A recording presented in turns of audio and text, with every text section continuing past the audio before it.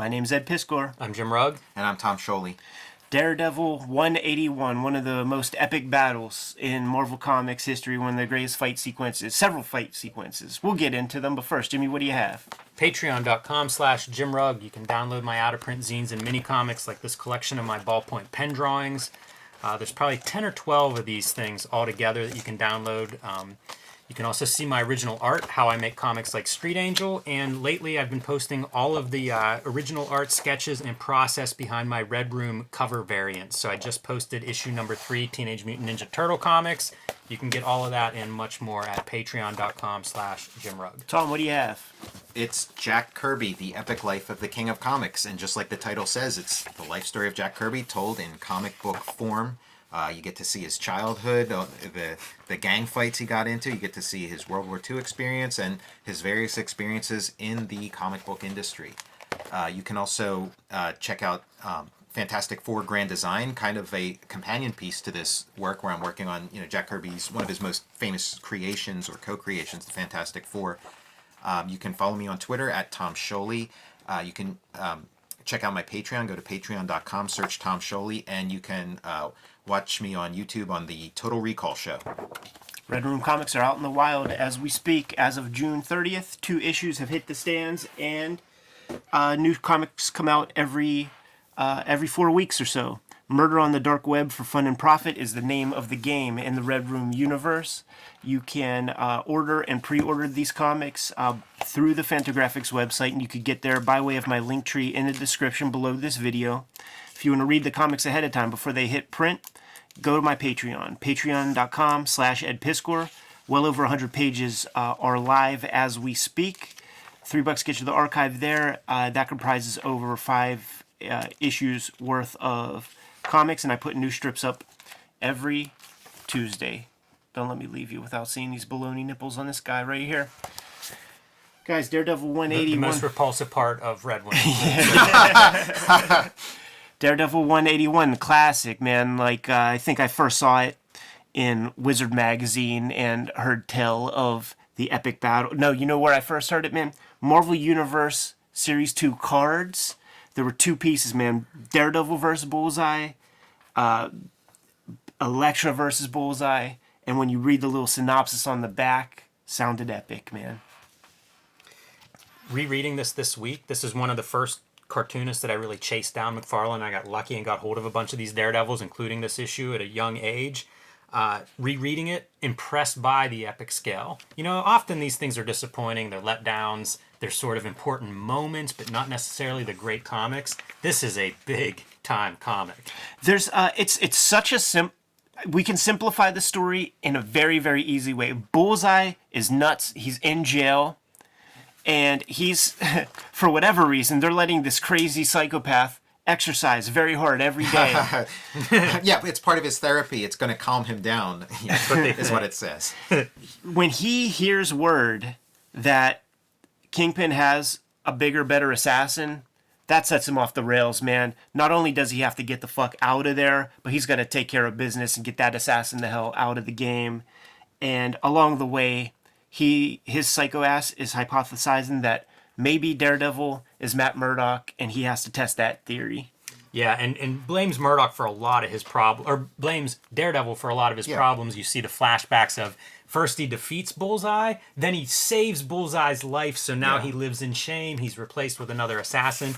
And it's worth noting for anybody new to this series, Frank Miller writing and drawing it at this point, the height of his powers as a Marvel cartoonist. Klaus Janson finished art and color. So, this is just an impressively... you could put this on a short list from my entries of best comics Marvel ever produced in their monthly assembly line format. The Daredevil series that Frank Miller wrote, it is a novel. You take out the pages of the backstory hyperbole.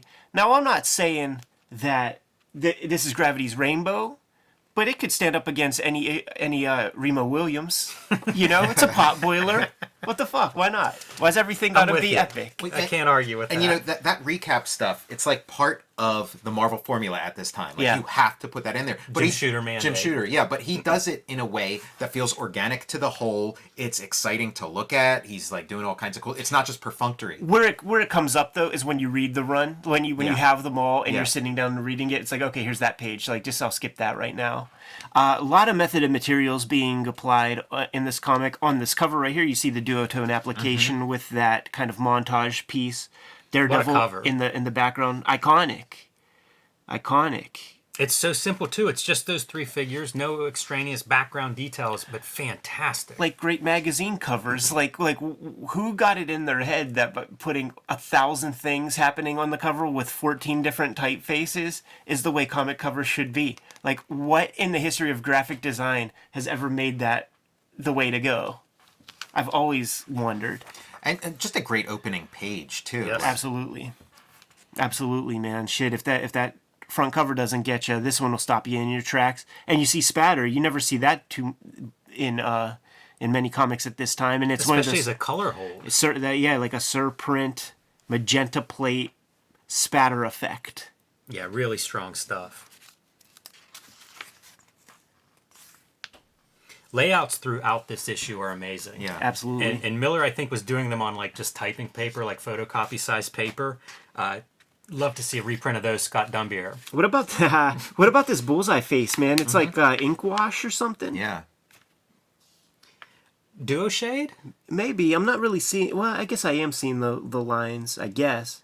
I mean, we're definitely out of like the normal, comic book toolbox. It is Jansen is what Yeah. you're really seeing in that panel. Is him doing some real subtle stuff because there's a super light yellow that almost doesn't show up. Yeah, Like, it's a he's 25%. really playing with some stuff there. Like we start with this extreme close up, and then we back away, and then boom, like you get this like super detailed like look at like the psychosis in the face of this character. And there'll be some thematic rhythm with these close up of the eyeballs once we get to the end of this. And then here you have like like a film dissolve, where it's dissolving from the scene of of Bullseye in the prison to Daredevil doing his exercises. It's a very tight comic in its construction. You have to establish protocol for his little psychosis episodes and how that all works. You have your cop like giving him the pill and stuff. I swear, like the first time I read it, like you give this guy a pill, you give this guy a projectile, some kind of object, it's not good.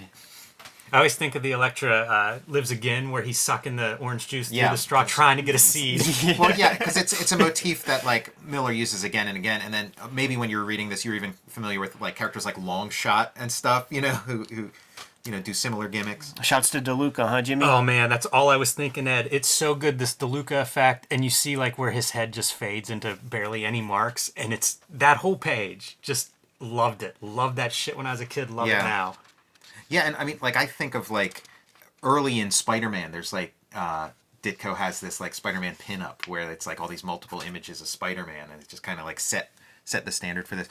The way the camera goes, like, when I was reading this, I've read this a million times, but I'm reading this and, looking at Bullseye, and, like, at first glance, I didn't even realize the Punisher was here until, like, read all the text, and then you go, your eye just is led down the image, and then it's like, oh wait, there he is. Like they're so effective. They sell the character really well, man. Talking about how he gets his little 1 hour a week or whatever to hit the yard, to socialize a touch, man. But his reputation is deep enough. Nobody ever fucks with him. And then you see a guy coming up to him. Who would have the balls to come up to him? Frank Castle, Punisher. And it's also cool that they establish Frank Castle in prison so we could bust him out in the Child's Play issues.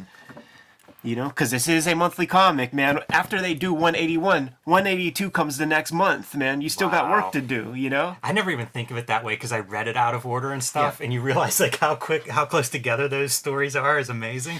These pages make me think of like the Image style where it would always be like, get a full figure on there, make each page have that anchor element. Yeah. And I was reading these at that time in the early 90s when I was following all those Image guys, and these layouts just make me think like, prototype layouts where it's like show off that figure, give me a money shot on each page. Yeah, the image guys were maybe referencing this, and then Miller's referencing Steranko. Tom, did you say that part of this is inspired by like Tom Snyder, Charles Manson? Yeah, Tom Snyder interviewed Charles Manson, so that's like the idea going into this of like he's like the Charles Manson. I was also thinking like Tom Snyder had Kiss on his show, and like they're all there in their costumes, and like Ace Frehley is like the Joker, but like he's like just laughing like a fool and stuff. And I wonder if that was like part of obviously the Manson element, but I wonder if that kind of jogged Miller's idea of like, oh yeah, what if the Joker, what if like a super villain was on the Tom Snyder show, and that was how he busted out. Miller is so great at the economy of comic book storytelling. So just a couple of pages earlier, we established the pill stuff. 2-3 pages later, we have another episode with the psycho shit happening. Yeah. Pop the pill in a boy's mouth, and it's gonna go Bullseye's way in every way. Because he's sort of betting that when the guy shoots, he's gonna like pop the chains and shit. Mm-hmm. He can also like finesse himself in the right position. Like, right. That's part of his Bullseye thing too. Right. That's a very like late period Frank Miller pose. You see him like doing this a lot in Sin City stuff. Yeah. This is like in a lot of ways like a dress rehearsal for Dark Knight Returns. Like it's 40 pages. I think Dark Knight was like a little bit more, but it's like 40 pages. This like complete story, complete in itself, but also part of a larger continuum. And then you got the villain busting out during a talk show, and back then like I don't know if the David Letterman show was even like around at this early, but it's like Tom Snyder was the guy in this era. Look at how much the lettering is basically the characters on that sequence, those 2 panels as they're running out. And then Miller would choreograph fight scenes, which was pretty unusual at the time. And he's doing it here where Bullseye's swinging the microphone while he's dispatching the guards. And in the next panel, using that microphone that he was swinging is now cast to catch the guy around the neck. It's the economy that you talk about, the efficiency, Ed, in that storytelling where it's like, Bullseye's doing 3 things in this panel. Absolutely, and he's doing it throughout, man. He's interacting with these people as he's shooting the chains off of his leg restraints. The choreography is what initially attracted me to like the Miller Daredevil. Worth noting, Bullseye killing Harry, the guard from the earlier part, in cold blood to really let you know this guy's terrible. And it's a flourish, and he does it in spite of himself because he could have used that extra bullet, and he knows it, but he just had to do that. Well, he told him earlier. Yeah, he's paying off. He keeps his word. He's an assassin with a code of honor. And this becomes Dave Morrell, Rambo First Blood, like, let's get the fuck out of here before, oh no, and Bullseye gets connected, throws both dudes out across 2 panels. It's almost wordless, like it could be wordless in terms of the action. It's so easy to follow, the shades of G.I. Joe 21 in the future, but it's really strong storytelling. I wouldn't doubt that some of that might be editorial mandate or something, because we have a lot of wordless pages, and we didn't test the waters too deeply with like wordless stuff. Like, kid's gotta get his quarters worth or whatever. And compare this to Dark Knight Returns. This is all the helicopters, the gun, like the Two-Face sequence, the silhouettes. To me, this Manhattan skyline is Klaus Janson shining. Yeah, dude, it's Klaus Janson shining every page. In case anybody in the audience doesn't know, this is a stereo. These are the speakers. Hi-fi. Yeah, that's the record player up there. Love these Frank Miller wharfs, man. Yeah. These Frank Miller by way of Will Eisner wharfs. Totally. I recently watched On the Waterfront, and it's like that's like the reference. It's the waterfront from On the Waterfront, and I think there's even like a character that has that same hat, the same look. Surprised me. Look at this cool coloring trick Janson does. So you get your reds and yellows for your sunset, and then when you get down to Daredevil, it's the exact same yellows and reds are reflected in his color of his costume. Nice. When you see these very well lit faces like this that look divorced from like everything else, you could almost bet that if you have that Fairborn system of facial reference photo books, you'll find this face in there. And like Miller, like always in this era, was always doing interesting business with like somebody having an apple in their hand, or having, in this it's a cigarette. It's like just a little bit of comedy business, a little joke. He also does really well with these odd shaped panels. Great spread. Yeah. Yeah, it just looks great as like a visual unit. A lot of error too. It doesn't feel overwhelming. His Wolverine, it feels like it kind of plays off similar. He would do that on every page, like leave a nice chunk of white negative space on every single page. Yeah, people were not doing this kind of negative space in Marvel Comics at the time. And hey, what am I paying you for? Exactly, like that like comic fans are like, what is this? It's that second panel is just so strong for having like you're establishing where everybody is. All those characters are sort of playing a role. Even the guy who's like the upper guy who's like calm behind all of the goons that are between him and Bullseye. It's kind of masterclass storytelling. These widescreen panels have become standard operating procedure, but they weren't back then, and that kind of lends itself to that too. Not easy to use. Yeah. I struggle with some of those odd rectangle shapes. It makes you come up with different solutions, which is kind of cool. I love that this is like a de facto. It's a splash page cut into units to sell you on the character a little bit, man. He's been drinking. He's perhaps not been taking his pills, or he's been drinking and taking pills, which chain smoking. There's all kind of stuff he's doing there. This would be like in one of those movies where it's like, okay, there's a pair of pants, there's a pair of underwear. Okay, here they are in bed. What kind of movies are you watching? Frank King, right? Like we'd see this in Gasoline Alley, where I don't know what the name of that technique is, where you take one big image and you cut that down into panels. But it looks great. It's a really good page. Well balanced. Like it would probably be off balance if there wasn't lettering to kind of tie it together. I always wonder about his lettering because it's such a nice part of the layout. Yeah. Like, is he marking that At least indicating. I'm sure.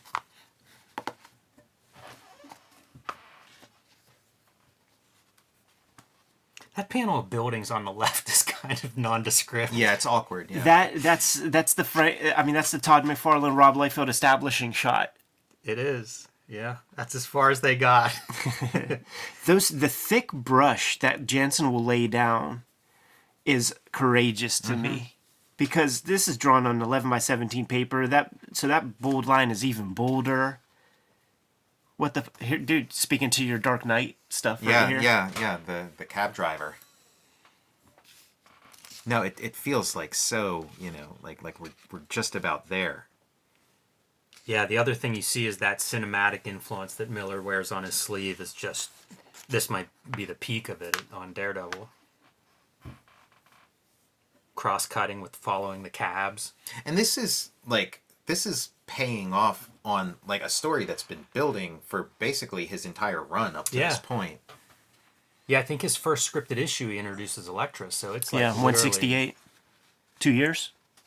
2 years is the threshold, man, for like the big runs, for the people who really are cooking. Like you could dissect your favorite comics and series, and it's like 24 issues is about what everybody has before they start playing the same notes over and things. Look at how clinical this sequence is. The camera just moves the entire way around Elektra. It goes around like 90 degrees, and then 180 degrees to the front, but it's just like walking around her as we see Bullseye close in. Magenta just looks so great in these old comics. Oh man, for sure. And they know it. That's Jansen not using it anywhere else in the spread.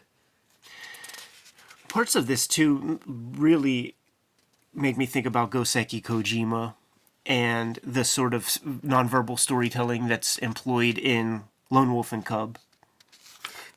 Did you guys read this as she's going to kill Foggy until he Yeah. starts talking, and what he says essentially is the reason that Saves him, she yeah. doesn't kill him. Exactly. Yeah, She, he her mission reminds her of her more innocent days. her mission is to kill him. Like that was established earlier. And yeah, like when the second he recognizes her, you know what it actually reminded me of was when George Takei was on Howard Stern, and he was picking up some boy in the he's picking up some guy in Central Park.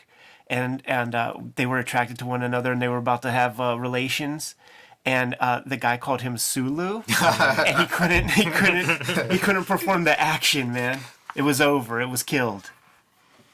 More of that great choreography that you were speaking of, man. Bullseye versus Elektra, just chewing up the scenery. This stuff killed me as a kid, and I still love it. Like, it's such good fight scenes. Yeah, like how come comic books, this medium that's all about people fighting, doesn't have that many great fight scenes? Like, and then Miller shows you how to do it. It's so fast, and it goes back and forth. It moves. It's just really a great sequence. And this is your centerfold, which doesn't matter as much on these kind of comics because they really do fold over. But I always think like centerfold's important, especially if you're making mini comics, because it flops open to that by default. So centerfolds always mean more to me than a regular spread.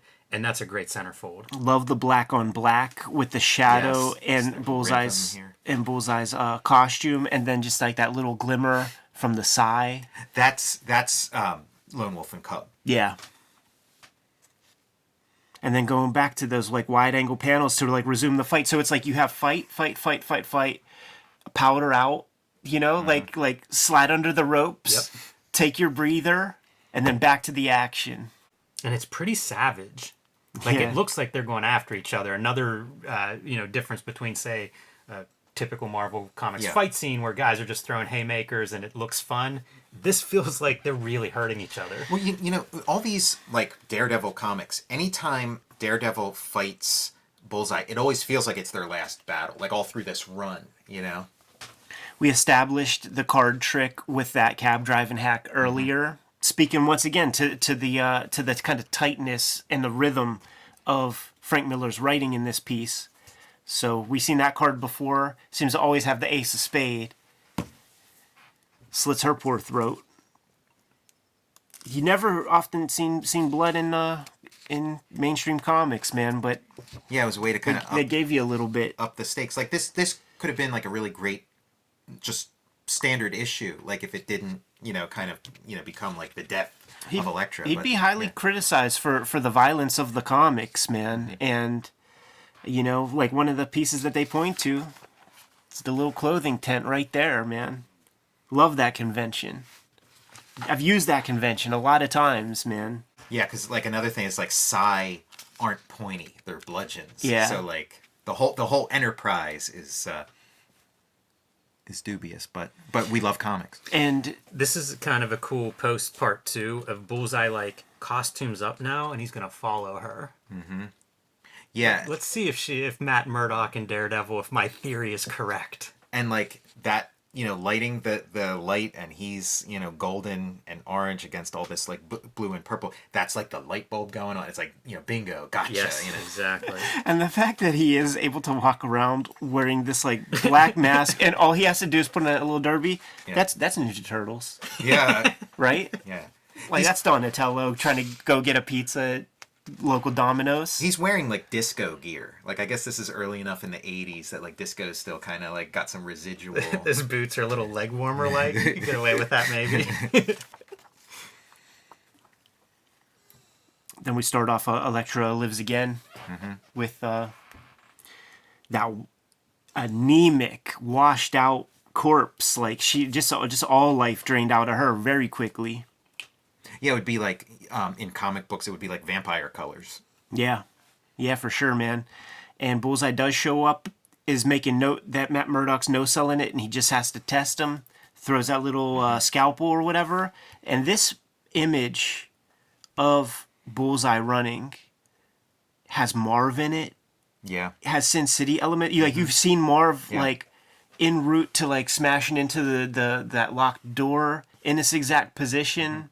You've seen this pose in Elektra Lives Again, that top-down piece, but it really is a shadow of what we're going to see in later period Frank Miller artwork. I think we should see his back left leg.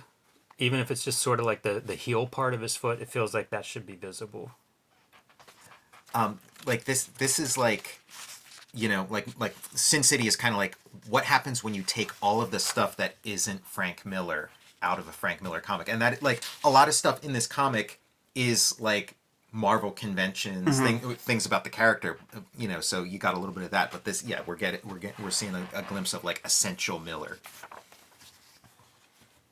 There's a whole fake story too that Bullseye has, because somebody comes up and taps him on the shoulder and he's like, "Oh, I'm new, got McCaffrey's old job, he's not coming back." What? It's such a stupid thing to have to do 3 panels on. And Kingpin, not convinced. Boy, there's some perspective going on in panel 2 there. Yeah, right. Not convinced, man, until he hears from Karen Page that Matt Murdock is Daredevil. We got to wait, a couple dozen issues. Yeah, you gotta tease. You can't. This is a soap opera. You can't just like spill it all in one issue. Man, I loved how good Daredevil looked, or Bullseye looked in black and white. You pointed it out earlier, but So any good. of those things where it just goes into the white and black. So good, but then there are times where you illuminate that, man. You Yeah, a don't little bit of fully moonlight on him or obscure him, but then you do it all over again. And this setup's done again in Elektra Lives Again, where you have this like walking on a corner and then the stack like almost the same shot. Sometimes they really nail some of these New York street scenes. I really like whenever they get that right. Yeah. I remember the first time I stayed in a hotel that was high enough to see like all the rooftops and just being like, it's like a Mazzucchelli drawing out the window. Shit, these guys were in New York, man. They better Sure. have got all that shit right. Yeah, It pays off. It's a nice texture, on top of the story that you're getting, the drama. It's like, that's just such a nice observed little detail. Miller, claims that like he did his homework. He would sit on a rooftop with his sketchbook and like draw all the little pipes and whatnot. Still a Marvel comic, gentlemen. Yeah. Still a Marvel comic. So let's dispatch with the dummy sequence real quick. But it's enough to convince Bullseye that Matt Murdock and Daredevil are two separate beings in league with one another. It's enough to convince me, the reader, that it's a really easy sequence to follow, even though it's sort of a dumb concept. Sure. But it comes off like it's good storytelling. It comes off very easy to understand. There's no question in my mind what happened in this scene or how he pulled off this ruse. Maybe too simple, but still like not the easiest thing to draw. Mm-hmm. It'd be a pain in the ass if that were in the script you were handed. And it makes it look good. This is another one of those amazing like compositions where Bullseye's totally on the left side. Below him is black. Above him is black. The next panel, he's flipping out on the opposite side of that panel. Good colors, man. With the Daredevil and the Bullseye, like just costumes. You could say it on contrast, every page. Yeah. I sit here and bite my tongue not to just be like, look at the color that Jansen's doing here and there. Even going back to the fight scene with Elektra, there are some amazing choices that he's making. But like the yellows with the navy skies, it's gorgeous stuff. You're seeing the influence it has on Ninja Turtles here, like that. Totally. You saw those heavies at the wharf, man. One of them, his weapon of choice was nunchucks. Yeah. Like, I would fire that guy, man. You gotta go park the cars, man. You choose not. We have this wall of weapons, man, at our arsenal, and you're gonna pull off. It's like a trick question. Man, like nunchucks. Like I remember back that like nunchucks were scary. Like you saw somebody with nunchucks, you're like, That was a staple of like the flea market knife weapon staple. I still have a pair, all nicked up. Love it. Dude, great fight scene. It's Yes. another great fight scene throughout this, and it plays with the awesomeness of Bullseye's costume and the black and white. They go through these different versions from like fighting in the rooftops with Manhattan skyline behind them to then crashing inside fighting in like a dojo. And there's something about the monthly comics thing and the repetitive nature of like monthly superhero comics. So he's done versions of this same fight in other issues of this. So he's like he's getting better at it and better. And This is the pro wrestling thing that we talk about, where it's like you escalate those fights, and it's like the guys who are successful, they run a program. So it's like, how do you make 3 really good, interesting wrestling matches with the same guys? And it's the same exact set of problems. It's why, like, when I grasped onto pro wrestling, is like, if I'm going to do superhero comics, there's a lot to be learned here. That's one of their lessons. Like, next match has to outdo our first one. Texas death match, man. Gotta get chains involved. That's a great kick right to the spine, though. It looks really strong. When you draw that stuff, and you start to like, you're working out the figure of the person getting impacted, and then you draw it once, and it's like, it's okay. But you just keep pushing. You keep moving the shoulders back. You keep moving that head back, and it becomes more and more severe to the point where it's like, as you're drawing, you almost feel it. Mm-hmm. Like, holy fuck, that sucks. And having the glass shatter as he's kicking his spine kind of like subconsciously makes you think of his spine kind of shattering It's too. wonderful. And some of them are more effective. Like there are these, maybe this kick isn't as good looking as that. And it's just part of the fight thing. It's not like everything's going to land perfectly. Okay, As long as so, you get a couple good ones in so there. this next page, like this stuff here, again, it's like, okay, we've switched, we've had all these horizontals, now we're gonna have all these verticals. And like you've seen so many superhero comics where people are fighting on a rooftop, fighting in the air, and you get no sense of like that height. But then it's like here, this tall thin panel, they're having this, so it's like, wow, those guys are high up, there's a lot of risk, a lot of like acrobatics going on. And he beats him by jumping on the wire. Man, that's some finish there. Not Yeah. a dusty finish. Right. This top down view though, man, like we'll see a version of that in Mazzucchelli's Born Again with when Nuke is falling down. Yeah, it's just like this like gravity, like the gravity's set up, and then and then we're going down. It's a great use of the vertical panels throughout the spread. Really good spreads in this book. Yeah. Totally. And like you don't get to do this kind of double page size issue if you're not like on your game. What kind of thing is Jansen flexing with these big patterns? Haven't seen that anywhere. Yeah. Right. Yeah, maybe he used up all his like finer gradients. And I mean, It's almost like he's doing color holds. Like he's cutting his own color holds or something. Yeah. like he's coloring his own color separations. Yeah. Yeah, it's crazy. It's crazy. And there is like You'll Kill No One Ever Again. There is still ambiguity to that, like if he slipped out or not, because he could be saying that as the guy Right. drops, and look at that severe Yes. Wow. Yeah. silhouette. This guy's not healthy. How much do you think someone worked on making these spreads work? Like somebody It in seems like production, Jim Shooter, a high up, somebody. Because it's not something that an artist Yeah. or writer would have had control over, but you see it every page turn where it's like, holy shit, it's not just a great page that we've turned to, it's another tremendous spread. It seems like it, man. And what if Frank Miller had some say in that? Yeah, I mean, at this point, he's established some credibility and can say like, okay, make sure these two are next to each other. Make sure okay, you can break up this one. There's probably pretty good understanding of the whole process by this point. Back to the thematic view of those eyes that we kind of saw earlier, but stories require an arc, and an arc means that a character should not end the story the way they started the story. So let's take a look at Bullseye's finish here. Hamburger. He's toast, man. Yeah. Snake Eyes in Transformers vs. G.I. Joe. Yeah, totally. And I mean, he's like this, like all the way up to the last Miller issue. 191. In the at the end of the video, there will be a link directly to that issue we talked about some time ago, man.